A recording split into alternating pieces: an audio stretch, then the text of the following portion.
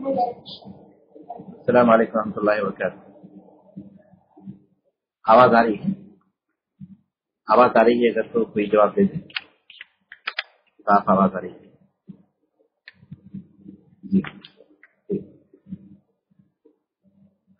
الحمدللہ رب العالمین والصلاۃ والسلام علی رسول الامین وعلی آلہ وصحبہ اجمعین ومن تبعهم بإحسان الی یوم الدین. محترم طلباء اور طالبات،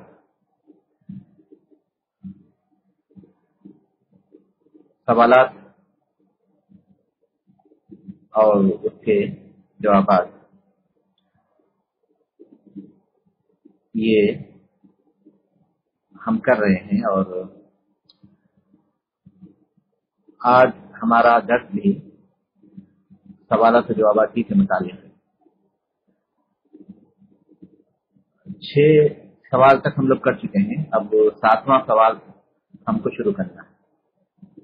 سوال نمبر 7 یہ ہم لوگ شروع کریں گے. سوال نمبر 7 ہے: تحدث عن انفاق ابی بکر رضی اللہ عنہ فی سبیل الاسلام. تحدث عن انفاق ابی بکر رضی اللہ عنہ فی سبیل الاسلام. اسلام کے راستے میں اسلام کے لیے ابو بکر رضی اللہ تعالیٰ عنہ کے انفاق کے بارے میں گفتگو کی تھی. ابو بکر رضی اللہ تعالیٰ عنہ نے اسلام کی خاطر جو مال خرچ کیا تھا اس کے بارے میں بات کی تھی. اس کتاب میں ابو بکر رضی اللہ تعالیٰ عنہ کے انفاق کے تعلق سے جو باتیں بیان کی گئی ہیں،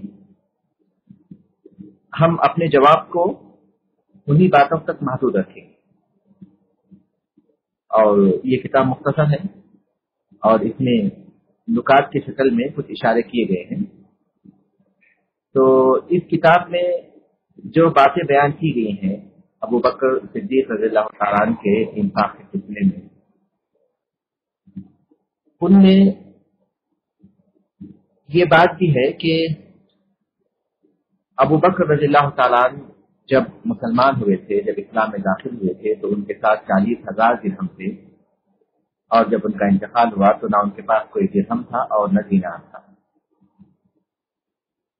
اور یہ 40,000 تو اس وقت کی بات ہے جب وہ مسلمان ہوئے تھے، لیکن ظاہر ہے کہ اسلام لانے کے بعد انہوں نے جو تجارت کی اور اس میں سے جو انفاق کیا وہ اس کے علاوہ ہے. یہ صرف اس بات کو ظاہر کرنے کے لیے ہے کہ انہوں نے اللہ کے راستے میں اس قدر خرچ کیا کہ جو کمایا وہ اللہ کے راستے میں خرچ کر دیتے تھے.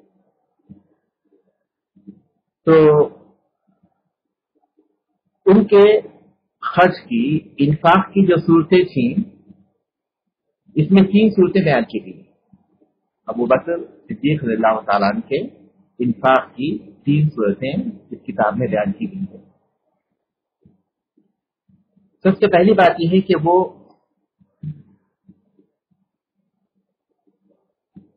غلاموں کو خرید کر آزاد کرتے تھے. وہ غلام جو اسلام میں داخل ہو چکے تھے اور ان کے مالک، ان کے آقا ان پر ظلم و ستم ڈھاتے تھے، تو ابو بکر صدیق رضی اللہ تعالیٰ عنہ اپنے پیسوں سے انہیں خریدتے اور انہیں آزاد کرتے تھے.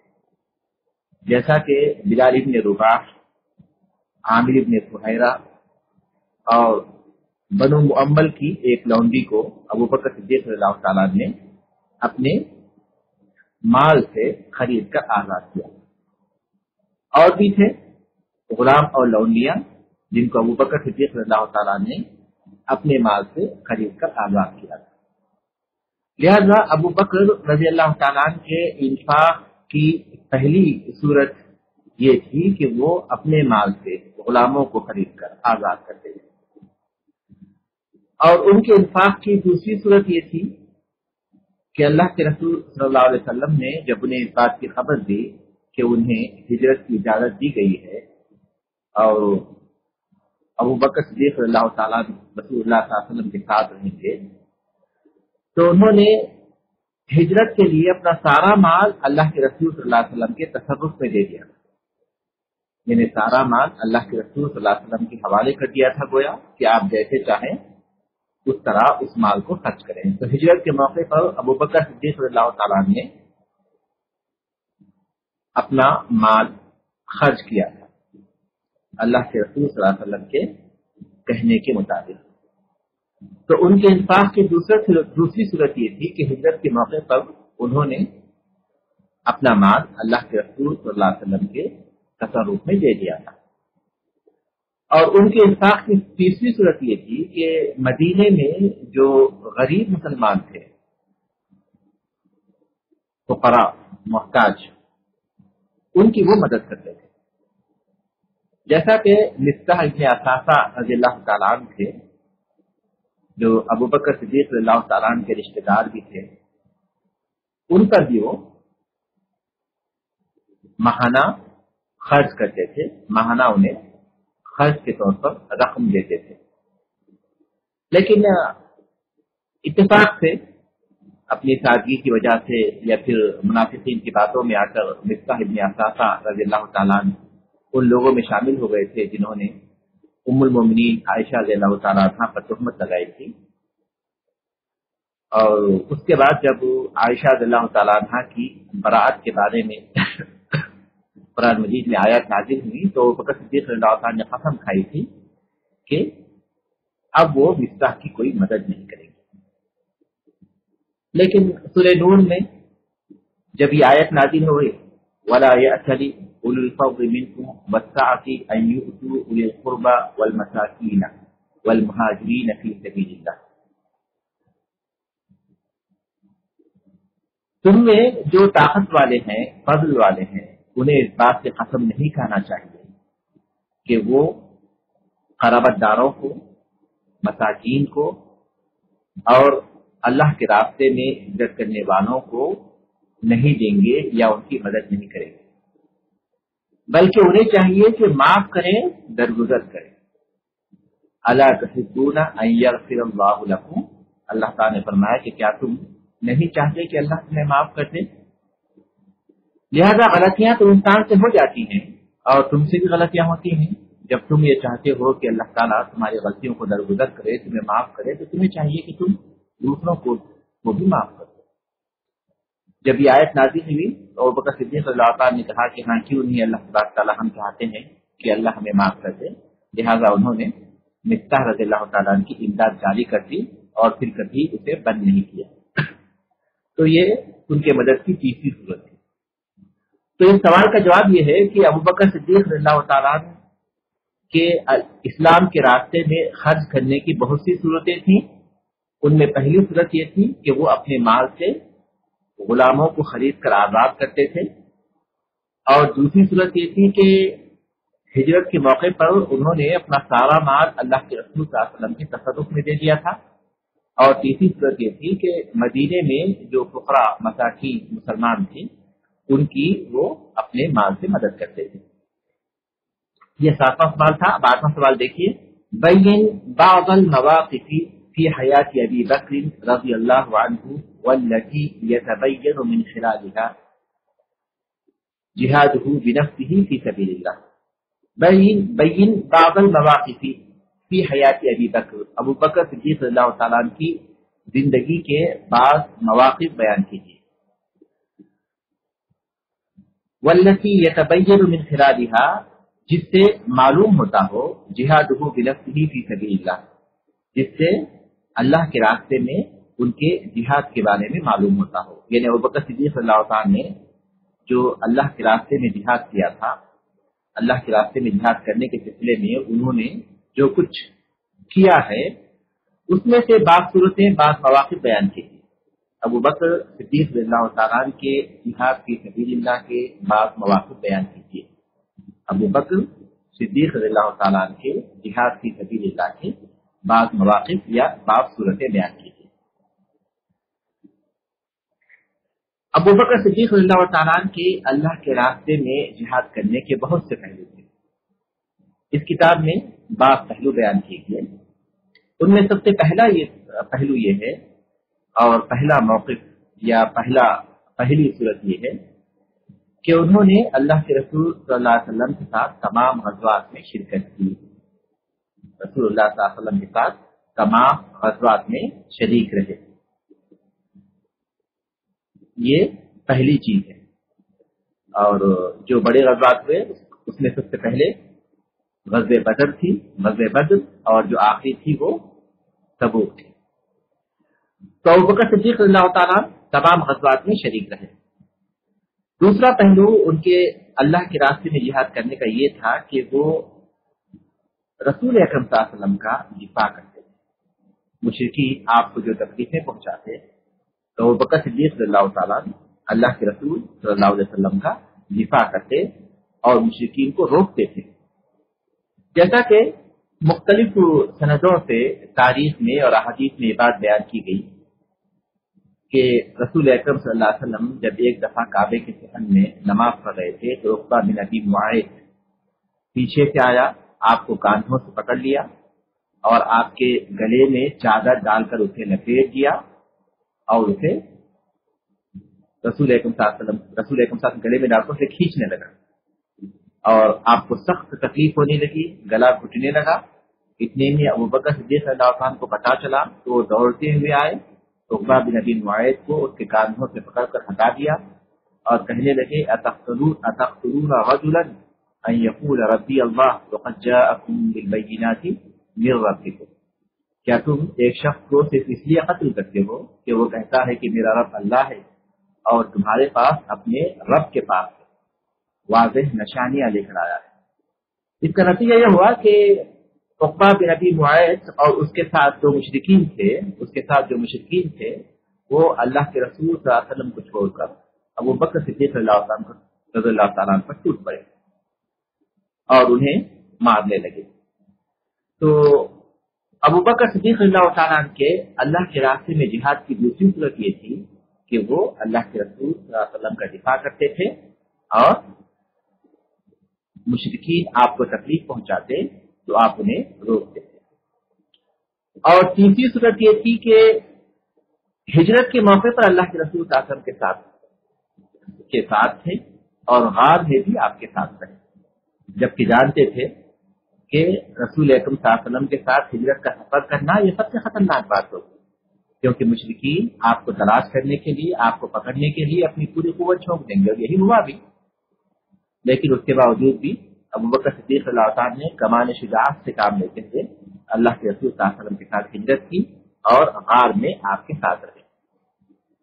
چوتھی صورت یہ تھی کہ غزوہ بدر میں جو سائبان بنایا گیا تھا اللہ کے رسول صلی اللہ علیہ وسلم کے لیے، جو چھپر تعمیر کیا گیا تھا مرکز قیادت کے طور پر، تو وہاں ابوبکر صدیق اللہ تعالیٰ اللہ کے رسول صلی اللہ علیہ وسلم کے ساتھ، کیونکہ یہ بہت اہم مقام تھا۔ اس بات کا پورا امکان تھا کہ مشرکین اپنی پوری قوت اس بات کی طرف لگائیں گے کہ اللہ کے رسول صلی اللہ علیہ وسلم جس مقام پر ہے وہاں جو ہے حملہ آور ہو، لیکن ابوبکر صدیق رضی اللہ تعالیٰ اللہ کے رسول صلی اللہ علیہ وسلم کے ساتھ تھے اور آپ کی حفاظت کر رہے تھے۔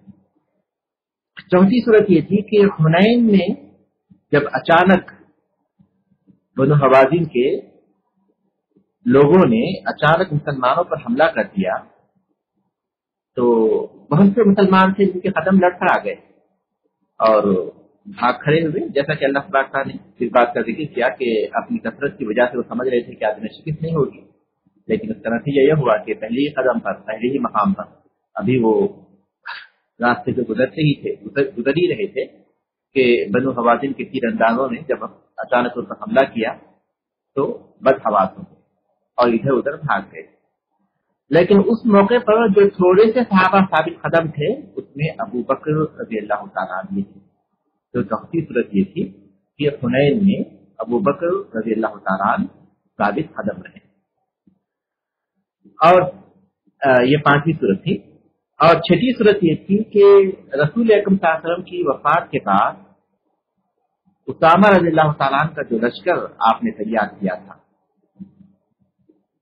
اس کو ابوبکر رضی اللہ تعالیٰ نے روانہ کیا، اگرچہ کہ اس موقع پر بہت سے صحابہ نے مشورہ دیا کہ مدینہ خطرات سے دوچار ہے، اس لیے اس لشکر کو روانہ نہ کیا جائے، لیکن ابوبکر رضی اللہ تعالیٰ نے پوری بہادری سے کام لیتے ہوئے جس لشکر کو اللہ کے رسول صلی اللہ علیہ وسلم نے تیار کیا تھا اس کو روانہ کیا۔ ایسے حالات میں، ایسے خطرناک حالات میں ایک لشکر کو مدینے کے باہر شام کے علاقے میں روانہ کرنا یقیناً یہ بہت بڑی بہادری کی بات ہے۔ اور 7ویں صورت تھی مرتدین کے ساتھ جنگ کرنا. مرتدین جو مختلف اسباب کے تحت مرتد ہو گئے تھے، کچھ لوگوں نے نبوت کا دعویٰ کیا تو لوگ ان کے ساتھ ہو گئے تھے بعض لوگ، اور کچھ نے زکات کا انکار کر دیا تھا، اور کچھ کے پاس قبائلی حمیت جاگ اٹھی تھی، عصبیت جاگ اٹھی تھی، اور وہ پھر سے اسلام سے نکل گئے تھے وغیرہ وغیرہ.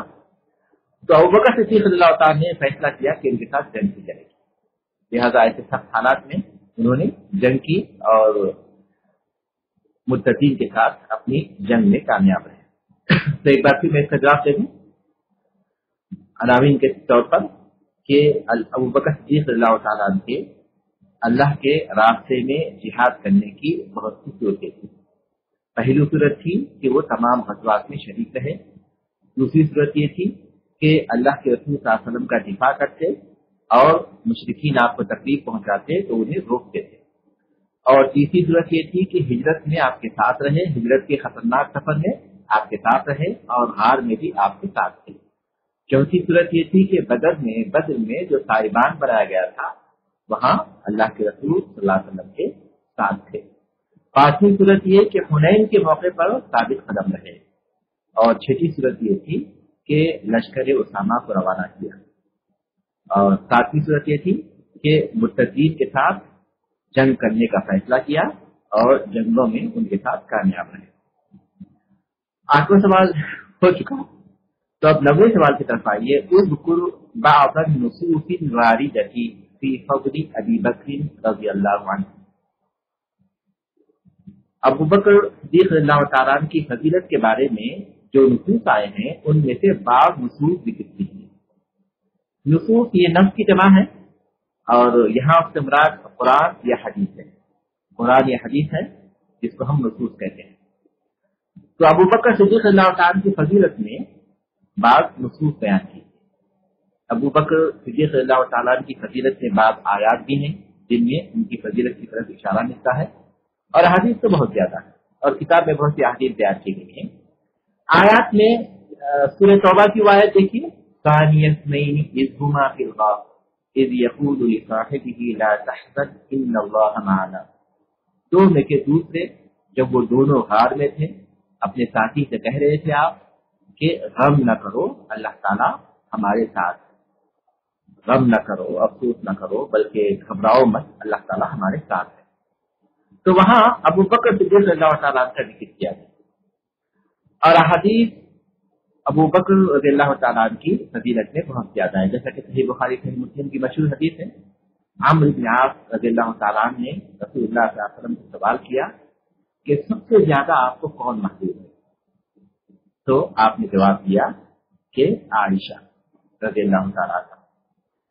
انہوں نے پوچھا کہ مردوں میں کون ہے؟ تو آپ نے جواب دیا کہ ابوبکر رضی اللہ تعالیٰ. انہوں نے سوال کیا کہ پھر ان کے بعد؟ تو آپ نے جواب دیا عمر رضی اللہ تعالیٰ. تو یہ حدیث ابوبکر صدیق رضی اللہ تعالیٰ کی فضیلت سے دلالت کرتی ہے کہ مردوں میں اللہ کے رسول صلی اللہ علیہ وسلم کو سب سے زیادہ محبوب ابوبکر رضی اللہ تعالیٰ عنہ. اور دوسری حدیث ہے، رسول اللہ صلی اللہ علیہ وسلم نے فرمایا، اور یہ بھی صحیح مسلم کی حدیث ہے، لو كنت متخذا من امتی خلیلا لاتخذت ابا بکر خلیلا ولكن اخی وصاحب. اگر میں اپنی امت میں کسی کو اپنا خلیل بنا تھا تو میں ابو بکر کو اپنا خلیل بنا تھا، لیکن وہ میرے بھائی اور میرے دوست ہیں. خلیل، خلت یہ محبت سے اونچا درجہ ہے، خلت یہ محبت سے بلند درجہ ہے. اور اللہ تبارک تعالیٰ نے قرآن مجید میں اس بات کا ذکر کیا کہ اللہ تعالیٰ نے ابراہیم علیہ السلام کو اپنا خلیل بنایا. اور اللہ کے رسول صلی اللہ علیہ وسلم کی حدیث سے معلوم ہوتا ہے کہ اللہ تعالیٰ نے آپ کو بھی اپنا خلیل بنایا. تو خلت کا ذکر، خلت کے صراحت کے ساتھ ذکر آیا ہے ابراہیم علیہ السلام کے لیے اور اللہ کے رسول صلی اللہ علیہ وسلم کے لیے. کیونکہ اللہ تعالیٰ نے آپ کو اپنا خلیل بنایا تھا، اس لیے آپ نے انسانوں میں کسی کو اپنا خلیل نہیں بنایا، لوگوں میں کسی کو اپنا خلیل نہیں بنایا. تو اس حدیث سے ابوبکر رضی اللہ تعالیٰ عنہ کی فضیلت معلوم ہوتی ہے کہ آپ اپنی امت میں کسی کو خلیل بنا سکتے تو ابو بکر رضی اللہ تعالیٰ عنہ کو بناتے تھے۔ اور تیسری حدیث ہے کہ یہ بھی صحیح مسلم کی ہے کہ ایک خاتون اپنی کسی ضرورت سے رسول اللہ صلی اللہ علیہ وسلم کے پاس حاضر ہوئی تو آپ نے انہیں بعد میں آنے کے لیے کہا۔ تو انہوں نے پوچھا کہ اے اللہ کے رسول صلی اللہ علیہ وسلم، اگر میں یہاں آؤں اور آپ کو نہ پاؤں تو میں کیا کروں؟ اس کا اشارہ تھا کہ اگر آپ کی وفات ہو چکی ہو۔ تو آپ نے فرمایا فَإِن لَّمْ تَجِدِينِي فَأْتِي أَبَا بَكْرٍ، فَإِن لَّمْ تَجِدِينِي فَأْتِي أَبَا بَكْرٍ، اگر تم مجھے نہ پاؤ تو ابو بکر رضی اللہ تعالیٰ عنہ سے پاس آنا۔ اس میں بڑا اشارہ بھی ہے ابو بکر صدیق رضی اللہ تعالیٰ عنہ کی امامت اور ان کی خلافت کی طرف، کہ ابو بکر رضی اللہ تعالیٰ عنہ رسول اللہ صلی اللہ علیہ وسلم کی وفات کے بعد خلیفہ بنائے گئے۔ تو بعض نصوص میں میرے خیال سے یہ 3 حدیث کافی ہیں۔ پہلی حدیث جس میں اللہ کے رسول صلی اللہ علیہ وسلم نے اس بات کا ذکر کیا کہ تمام لوگوں میں سب سے زیادہ محبوب آپ کو ابو بکر رضی اللہ تعالیٰ عنہ ہیں۔ دوسری حدیث جس میں رسول اللہ صلی اللہ علیہ وسلم نے کہا کہ اگر میں کسی کو اپنا خلیل بناتا اپنی امت میں تو ابو بکر رضی اللہ تعالیٰ عنہ کو اپنا خلیل بناتا۔ اور تیسری حدیث جس میں رسول اللہ صلی اللہ علیہ وسلم نے اس عورت سے کہا کہ اگر تم مجھے نہ پاؤ تو ابو بکر رضی اللہ تعالیٰ عنہ سے پاس آنا۔ 9واں سوال ہے ان کو ہاں یہ 9واں سوال ہم کر چکے ہیں۔ 10واں سوال ہے تحدث عن بیعت ابی بکر رضی اللہ عنہ بالخلافہ، تحدث عن بیعت ابی بکر رضی اللہ عنہ بالخلافہ، ابو بکر رضی اللہ تعالیٰ عنہ کی بیعت جو خلافت کے لیے ہوئی تھی اس کا ذکر کیجیے۔ ابو بکر رضی اللہ تعالیٰ عنہ کی خلافت کے لیے بیعت کا ذکر کیجیے کہ یہ کیسے ہوئی تھی۔ اللہ کے رسول صلی اللہ علیہ وسلم کی وفات کے بعد صحابہ پر گویا غم کا پہاڑ ٹوٹ پڑا، وہ پریشان ہو گئے اور کسی کو کچھ سجھائی نہیں دیتا یا سمجھ میں نہیں آتا، اس حد تک وہ پریشان ہو چکے تھے۔ اور عمر رضی اللہ تعالیٰ تلوار لے کر کہہ رہے تھے کہ کسی نے کہا کہ اگر رسول اکرم صلی اللہ علیہ وسلم کی وفات ہو گئی تو میں قتل کر دوں گا۔ آپ اسی طرح گئے ہیں جیسے کہ طور پر موسیٰ علیہ السلام گئے، اور جو کہہ رہا ہے کہ آپ مر چکے ہیں، وفات پا چکے ہیں، تو رسول اکرم صلی اللہ علیہ وسلم آئیں گے اور اسے قتل کریں گے۔ علی رضی اللہ تعالیٰ گویا روپوش ہو چکے تھے، عثمان رضی اللہ تعالیٰ کچھ بات کرنے کی طاقت نہیں رکھ رہے تھے۔ تو ایسے میں ابو بکر رضی اللہ تعالیٰ اس موقع پر مدینے کے باہر ایک مقام ہے صلح، مدینے کے باہر ایک صلح مقام ہے، وہاں ان کا ایک گھر تھا، وہاں وہ موجود تھے۔ ابو بکر رضی اللہ تعالیٰ کو پتا چلا تو سب سے پہلے رسول اکرم صلی اللہ علیہ وسلم کے گھر میں گئے، چادر ہٹایا، آپ کا بوسہ لیا، آپ کے حق میں خیر کے کلمات کہے، اور باہر آئے تو دیکھا لوگوں کا عجیب حال تھا۔ تو ایسے موقع پر جبکہ اپنے آپ کو سنبھالنا مشکل ہے، اور ہم دیکھ رہے ہیں کہ بہت سے صحابہ اپنے آپ کو سنبھال نہیں سکے، بلکہ تقریباً سارے صحابہ، لیکن ابو بکر رضی اللہ تعالیٰ نے بہت ہی شجاعت کا اس موقع پر ان سے ایسی شجاعت کا اظہار ہوا جو بہت ہی عظیم شجاعت تھی۔ تو اس موقع پر انہوں نے قرآن کی آیت پڑھی انک میت وانہم میتون، کہ آپ بھی مرنے والے ہیں اور وہ بھی مریں گے۔ اس کے بعد یہ بھی آیت پڑھی وما محمد الا رسول قد خلت من قبلہ الرسل، محمد تو ایک رسول ہے، اس سے پہلے بہت سے رسول وفات پا چکے ہیں، گزر چکے ہیں۔ یہ آیتیں پڑھنے سے پہلے انہوں نے اس بات کی طرف اشارہ بھی کیا اور ذکر بھی کیا کہ جو محمد صلی اللہ علیہ وسلم کی عبادت کرتا تھا اسے معلوم ہونا چاہیے کہ آپ مر چکے ہیں، اور جو اللہ کی عبادت کرتا تھا اللہ تعالیٰ ہمیشہ سے ہے اور ہمیشہ رہے گا۔ اس کے بعد انہوں نے یہ آیت پڑھی تو صحابہ کو ہوش آنے لگا، اب انہیں یقین ہو گیا کہ اللہ کے رسول صلی اللہ علیہ وسلم وفات پا چکے ہیں۔ تو ادھر صورتحال کسی حد تک بہتر ہوئی، تو ادھر دوسری طرف ثقیفہ بنی ساعدہ پر انصار کے کچھ لوگ جمع ہوئے تھے سعد بن ابی عبادہ رضی اللہ تعالیٰ عنہ کے ساتھ، اس بات پر غور کرنے کے لیے کہ مدینے میں کسی کو امیر بنانا ضروری ہے تاکہ وہ حالات کو سنبھال سکے، کیونکہ عمارت کے بغیر حالات کو سنبھالنا ممکن نہیں۔ تو وہ لوگ یہ سوچ رہے تھے کہ مدینے کے باشندوں میں سے کسی کو امیر بنایا جائے، کیونکہ وہ لوگ مدینے کے ہیں، اور دوسری بات یہ کہ انہوں نے شاید یہ بھی سوچا ہو کہ مہاجرین ہو سکتا اللہ کے رسول صلی اللہ علیہ وسلم کی وجہ سے مدینے میں تھے، جب آپ کی وفات ہو گئی تو ہو سکتا ہو مکے کو واپس ہو جائیں گے۔ ادھر ابوبکر رضی اللہ تعالیٰ عنہ کے پاس بھی کچھ لوگ جمع ہوئے اور ان کو پتا چلا کہ ثقیفہ بنی ساعدہ پر انصار جمع ہوئے ہیں اور اللہ کے رسول صلی اللہ علیہ وسلم کے بعد کسی کو خلیفہ بنانے کے بارے میں سوچ رہے ہیں۔ تو ابوبکر، عمر اور ابو عبیدہ بن جراح رضی اللہ عنہ یہ تینوں ثقیفہ بنی ساعدہ پہنچ گئے اور وہاں انصار کے کچھ لوگوں کو پایا جو اس بارے میں بات کر رہے تھے۔ ابوبکر رضی اللہ تعالیٰ نے انہیں خطاب کیا اور انہیں اللہ کے رسول صلی اللہ علیہ وسلم کی احادیث بتائی۔ اس میں سے ایک حدیث یہ بھی تھی کہ الائمۃ من قریش، کہ حاکم خلیفہ یہ قریش میں سے ہوں گے، اور یہ حدیث یہ بتائی لا یزال هذا الامر فی قریش ما بقی منهم اثنان، کہ جب تک قریش کے دو آدمی بھی رہیں تو یہ حکومت کا جو معاملہ ہے یہ انہی کے پاس رہے گا۔ یہ معاملہ یعنی حکومت قریشی کے پاس رہے گی جب تک کہ ان میں دو آدمی بھی باقی رہیں۔ اگر ان میں دو آدمی بھی باقی رہے تو انہی میں سے خلیفہ بنایا جائے گا۔ جب یہ حدیث انصار کو معلوم ہوئی اور ان کے علم میں آئی تو انہوں نے خلافت کے لیے مہاجرین کے حق کو تسلیم کر لیا۔ اس کے بعد ابو بکر رضی اللہ تعالیٰ نے کہا کہ یہ عمر اور ابو عبیدہ ہیں رضی اللہ عنہ، آپ لوگ ان میں سے کسی کو خلیفہ بنا لیجیے۔ تو عمر رضی اللہ تعالیٰ نے کہا بل نبایعک انت فانت سیدنا وخیرنا وحبنا الی رسول اللہ صلی اللہ علیہ وسلم، بلکہ ہم آپ کے ہاتھوں بیعت کرتے ہیں، آپ ہمارے سردار ہیں، ہم میں سب سے بہتر ہیں اور ہم نے اللہ کے رسول صلی اللہ علیہ وسلم کو سب سے زیادہ محبوب تھے۔ لہذا عمر رضی اللہ تعالیٰ نے سب سے پہلے ابو بکر رضی اللہ تعالیٰ کے ہاتھوں بیعت کی، خلافت کی۔ اس کے بعد وہاں موجود لوگوں نے بھی بیعت کی۔ یہ بیعت خاصہ تھی جو ثقیفہ بنی ساعدہ میں اچانک بغیر کسی منصوبہ بندی کی حادثے کے طور پر واقع ہو گئی۔ یہ بیعت خاصہ ہوئی، اس کے بعد دوسرے دن مسجد میں اعلان کیا گیا اور سارے مسلمانوں نے بیعت کی، جس میں علی بن ابی طالب رضی اللہ تعالیٰ عنہ تھے۔ یہ بیعت عامہ تھی جو دوسرے دن واقع ہوئی۔ علی رضی اللہ تعالیٰ نے 2 مرتبہ بیعت کی، پہلی بیعت تو مسجد میں سب کے ساتھ کی اور دوسری دفعہ پھر ایک بار تاکید کے طور پر 6 مہینے کے بعد جب فاطمہ رضی اللہ تعالیٰ عنہ کا انتقال ہوا تو اس کے بعد پھر انہوں نے بیعت کی تاکید کے طور پر۔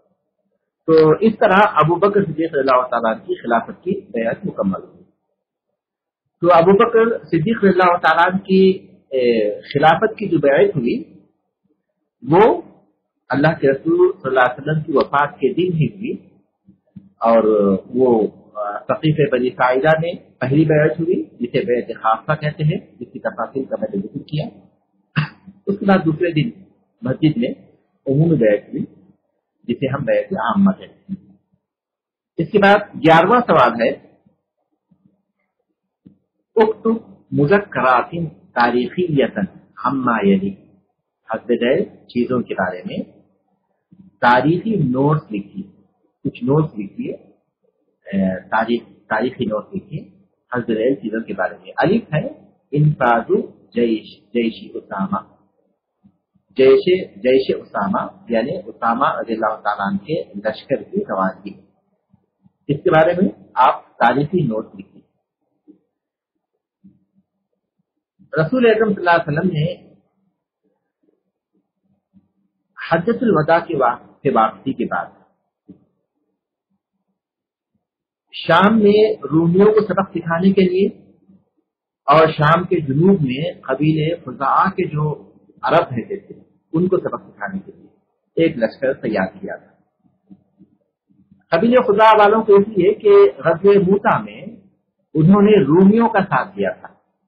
موتا وہ جنگ ہے جو سن 8 ہجری میں واقع ہوئی، سن 8 ہجری میں واقع ہوئی تھی، اور اس جنگ میں مسلمانوں کے جو قائدین تھے یکے بعد دیگر شہید کر دیے گئے تھے۔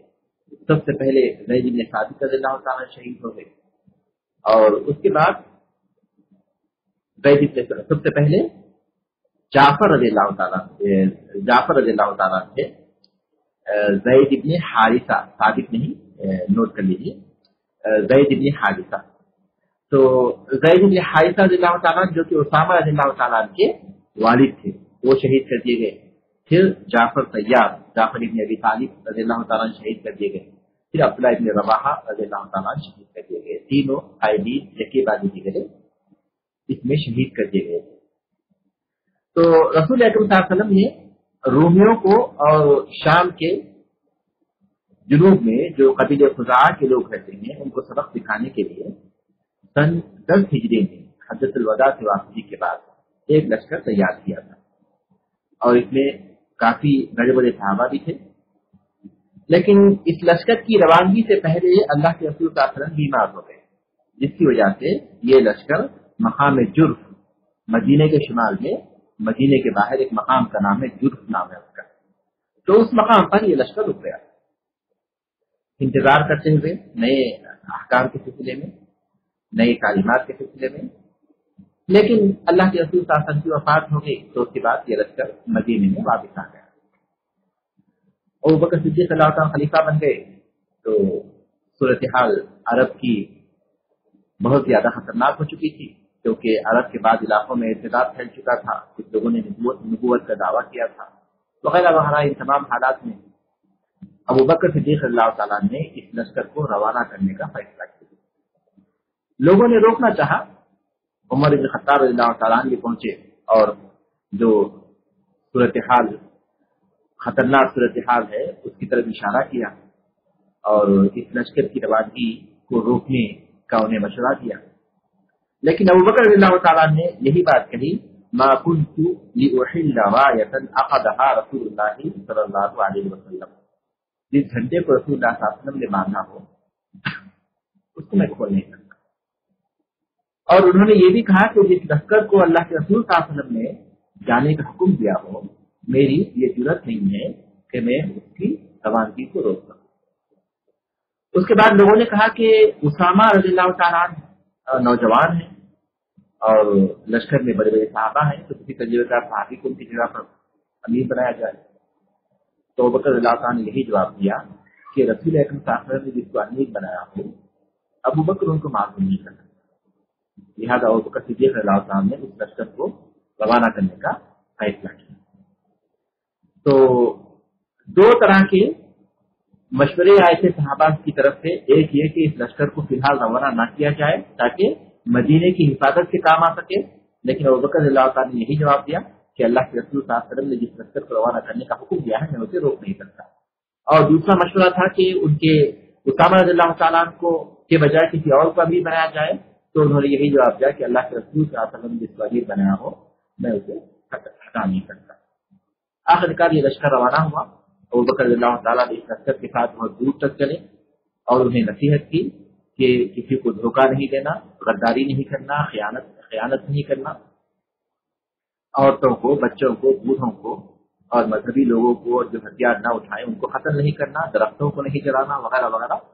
اور اس کے بعد ان کی اجازت سے عمر رضی اللہ تعالیٰ کو اپنے پاس روک لیا، کیونکہ عمر رضی اللہ تعالیٰ اس لشکر میں شامل تھے۔ پھر یہ لشکر مدینے سے گیا اور وہاں جس مقام پر اسے بھیجا گیا تھا شام میں اس مقام پر پہنچا۔ 40 دن یا پھر 70 دن روایتوں کے اختلاف کے ساتھ 40 یا 70 دن کے بعد یہ واپس آیا اور اس لشکر کے ساتھ اور پھر کچھ دوسرے صحابہ کو ملا کر ابوبکر رضی اللہ تعالیٰ نے پھر اس کے مختلف حصے بنا کر مرتدین کے ساتھ جنگ کے لیے انہوں نے روانہ کی تھی، جیسا کہ ہم پڑھ چکے ہیں۔ تو سب سے پہلی چیز ہے اسامہ رضی اللہ تعالیٰ کے لشکر کی روانگی۔ اس کے بارے میں جو نوٹ ہے وہ یہ کہ اللہ کے رسول صلی اللہ علیہ وسلم نے حجۃ الوداع کے بعد ایک لشکر تیار کیا تھا اسامہ رضی اللہ تعالیٰ کی عمارت میں شام کے رومیوں کو سبق سکھانے کے لیے، اور وہاں موجود بنو خزاعہ کے یعنی سرحد پر موجود، عرب کی سرحد پر موجود شام کے جنوب میں بنو خزاعہ کے لوگوں کو سبق سکھانے کے لیے۔ لیکن اللہ کے رسول صلی اللہ علیہ وسلم بیمار پڑ گئے اور جس کی وجہ سے یہ لشکر جو مدینے سے باہر نکلا تھا مقام جرف میں رکا رہا، یہاں تک کہ اللہ کے رسول صلی اللہ علیہ وسلم کی وفات ہو گئی تو یہ مدینے میں واپس آ گئے۔ اس کے بعد ابوبکر صدیق اللہ تعالیٰ نے اس کو روانہ کرنے کا فیصلہ کیا اور اس کو روانہ بھی کیا۔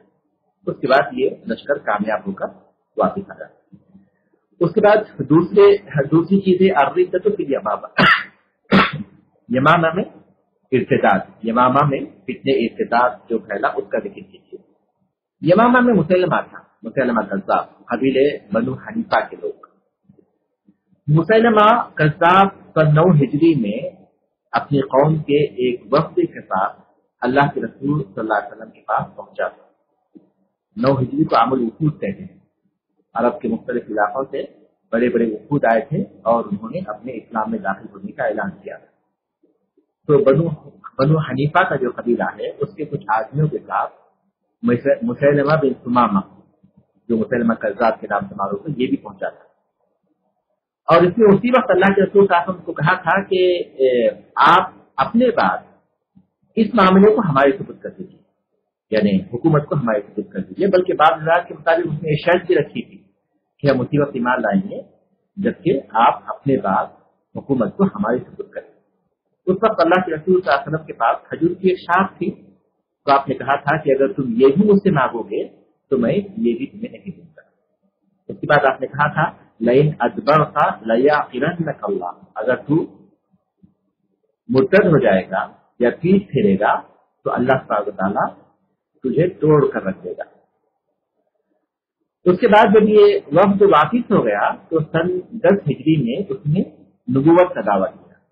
सन 10 हिजरी में नबूवत का दावा किया और उसके कबीले के लोगों ने महज कबाइल या कबीयत की बुनियाद पर उसका साथ दिया। वो कहते थे काज़िबु रबिया खैरुन मिन सादिक़ि मुज़र, रबिया का झूठा मुज़र के सादिक से बेहतर है, महज असबियत की बुनियाद पर। यानी रसूल सल्लल्लाहु अलैहि वसल्लम कबीले मुज़र के थे।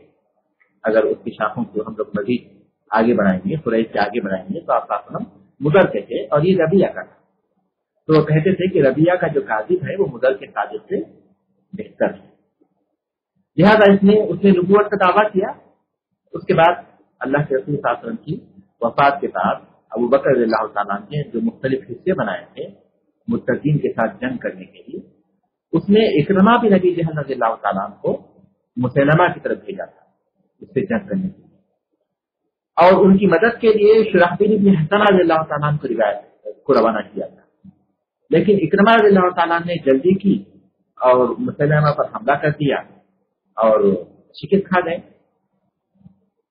अबू बकर रज़ियल्लाहु ताला ने उनको वहां से रवाना होने और उम्मान की तरफ जाने का, इकरमा रज़ियल्लाहु ताला को अबू बकर रज़ियल्लाहु ताला ने उम्मान रवाना कर दिया। और इधर खालिद इब्न वलीद रज़ियल्लाहु ताला को लिखा कि मुसैलमा के पास जाए, यमामा पहुंचे।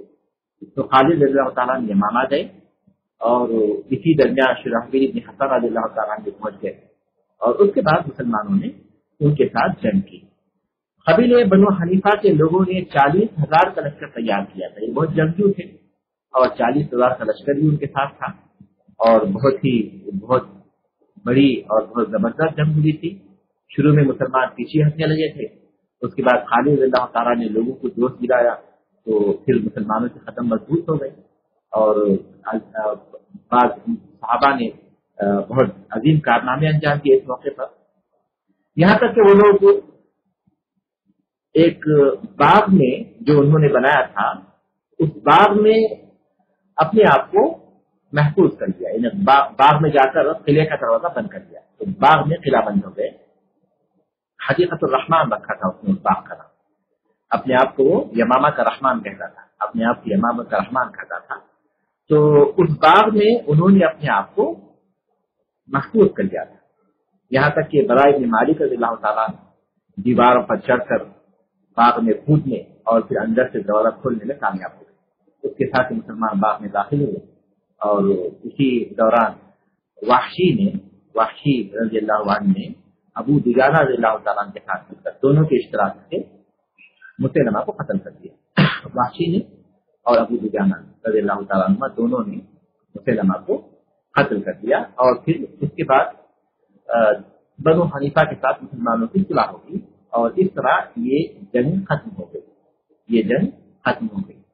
तो ये यहाँ फिर से वो लोग मुसलमान हो गए और सुलह हो गई और यमामा में जो इर्तिदाद था वो खत्म हो गया। तो यमामा में मुसैलमा कज़्ज़ाब था, कबीले बनु हनीफा के लोग। इसके इर्तिदाद के खात्मे के लिए अबू बकर रज़ियल्लाहु ताला ने खालिद इब्न वलीद रज़ियल्लाहु ताला को भेजा था और एक बहुत बड़ी जंग हुई थी जिसके नतीजे में मुसैलमा मारा गया और बनु हनीफा के लोग फिर से इस्लाम में दाखिल हुए और उन्होंने मुसलमानों के साथ सुलह कर ली। اور اسی جنگ میں بہت سے حفاظ شہید ہوئے جو قرآن کے حافظ تھے، اور یہی جنگ سبب بنی تھی جنگ قرآن کا، اس کا ذکر ہم لوگ پڑھ چکے ہیں۔ تیسری جو چیز ہے الردہ فی الیمن، یمن میں ارتداد کے بارے میں بیان کی گئی، یمن میں ارتداد کے بارے میں بیان کی گئی۔ یمن کے لوگ اللہ کے رسول صلی اللہ علیہ وسلم کے دور ہی میں اسلام میں داخل ہو چکے تھے۔ یمن اس زمانے میں ایرانیوں کے تابع تھا، اور فارس میں ان کے جو تابع تھا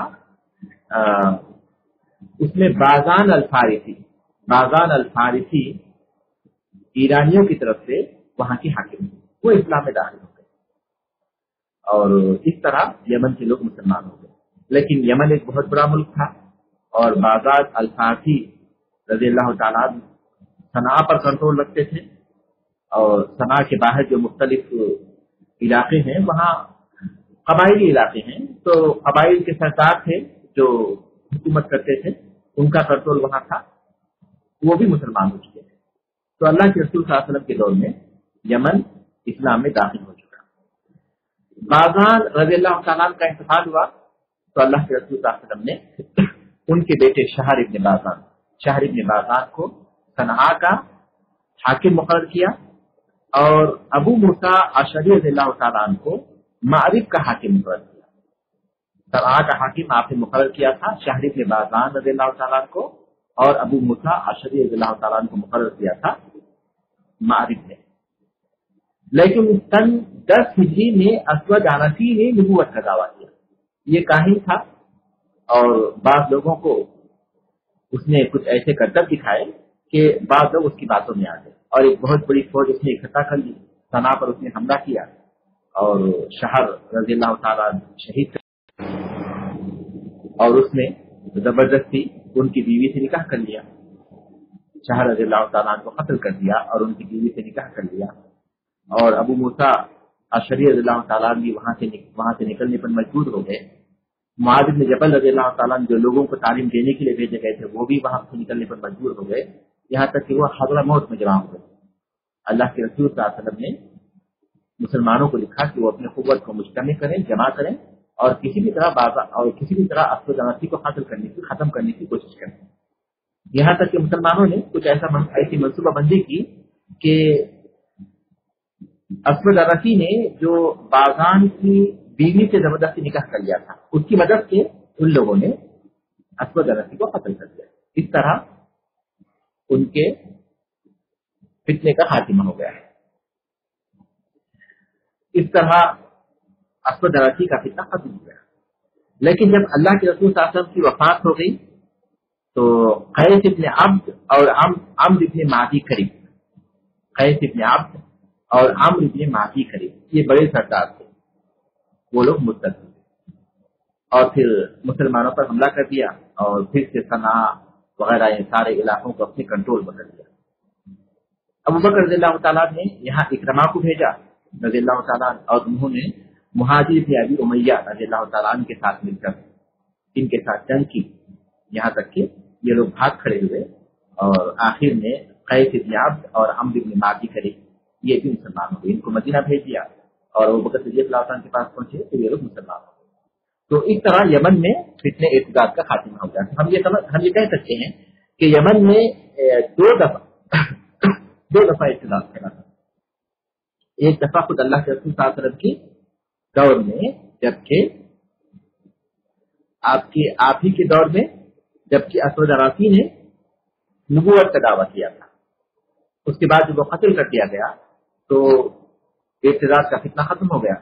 لیکن دوسری دفعہ آپ کی وفات کے بعد قیس ابن عبد اور عمرو ابن معدی قریب، قیس ابن عبد اور عمرو ابن معدی قریب کے وجہ سے، یعنی ان کے سرداری میں پھر سے فتنہ شروع ہوا تھا، جو اکرمہ بن ابی جہل اور مہاجر بن ابی امیہ رضی اللہ تعالیٰ عنہما نے اس فتنے کا خاتمہ کیا۔ تو یمن میں ارتداد کا خاتمہ، یمن میں بھی ارتداد کا اس طرح خاتمہ ہو گیا۔ یہاں ہم لوگ رک جاتے ہیں کیونکہ 9:10 ہو رہے ہیں، تو یہاں ہم رکیں گے، اور 11واں سوال ہم لوگ حل کر چکے ہیں. 11واں سوال ہم لوگ حل کر چکے ہیں. اب 12واں سوال سے ہم کو حل کرنا ہے انشاءاللہ. تو میرے خیال سے آپ میں سے اگر کسی کے پاس کوئی سوال ہے، کیونکہ یہ اس میں زیادہ سوالات تو نہیں ہونا چاہیے کیونکہ سبق نیا نہیں ہے. ہم لوگ تو صرف سوالات جوابات حل کر رہے ہیں، پڑھ چکے ہیں یہ سارے اسباق، تو سوال تو نہیں ہونا چاہیے. پھر بھی اگر کسی کے پاس کوئی سوال ہے تو وہ کر سکتے ہیں.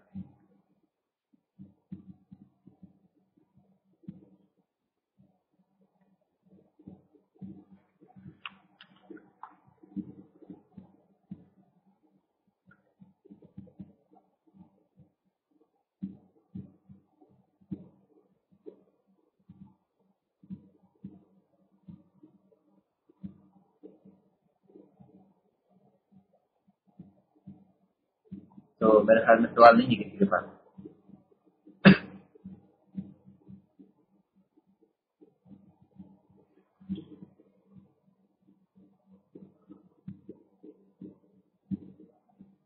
ٹھیک، بارک اللہ فیکم، جزاکم اللہ خیر. سبحانک اللہم و بحمدک، اشہد ان لا الہ الا انت، استغفرک و اتوب الیک. السلام علیکم.